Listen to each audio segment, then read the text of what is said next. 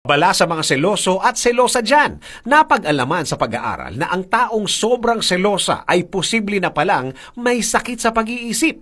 Ayon sa pag-aaral ng Psychology Advances, ang selos ay normal lang na nararamdaman ng isang tao, pero ang sobra nito ay maituturing ng delusional at psychotic disorder. Napag-alaman sa mga dalubhasa na ang ilang palatandaan ng pagkakaroon ng sakit sa pag-iisip dulot ng sobrang selos ay pagiging iritable, madaling magalit, at kapag may nakitang nag-uusap ay agad ni iniisip na siya ang pinag-uusapan.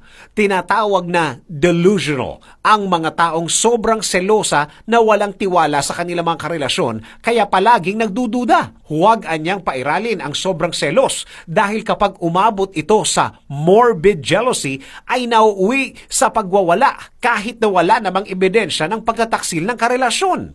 Nagiging selosa o seloso umano ang isang tao lalo na kung lumaki na kulang ang atensyon sa mga magulang at napabayaan. Payo ng mga eksperto, hinay-hinay lang sa pagseselos dahil wala itong mabuting maidudulot sa isang relasyon.